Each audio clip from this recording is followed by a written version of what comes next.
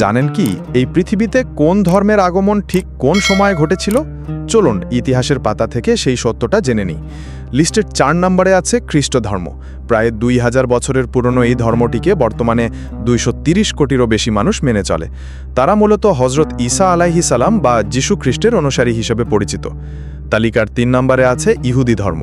এটি একটি সুপ্রাচীন একেশ্বরবাদী ধর্ম। এরা হজরত মুসা আলাইহিস সালাম এবং পবিত্র গ্রন্থ তাওরাতকে অনুসরণ করে আসছেন কয়েক হাজার বছর ধরে। বর্তমানে বিশ্বে প্রায় 1.5 থেকে 2 কোটি মানুষ এই ধর্মের অনুসারী। তালিকায় 2 নম্বরে রয়েছে হিন্দু ধর্ম। ধারণা করা হয় এটি অন্যতম প্রাচীন ধর্ম, যার উৎস প্রায় 4000 বছরেরও বেশি পুরনো। এই ধর্মের অনুসারীরা সাধারণত পৃথিবী ও বিভিন্ন দেবদেবীর মূর্তি পূজায় বিশ্বাসী।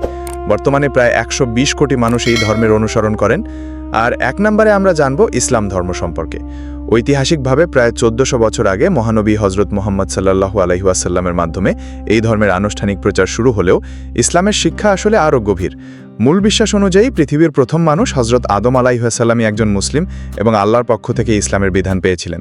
সেই আদি সত্যের পূর্ণতায় দিন দিন এই পথে চলা মানুষের সংখ্যা বাড়ছে, বর্তমানে যা 200 কোটিরও বেশি। কেমন লাগলো এই তথ্যগুলো?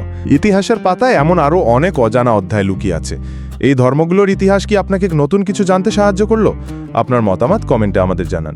আর এমন সব কৌতূহলী ও শিক্ষণীয় বিষয় নিয়ে নিয়মিত ভিডিও পেতে আমাদের চ্যানেলটি এখনই সাবস্ক্রাইব করে বেল আইকনটি বাজিয়ে দিন।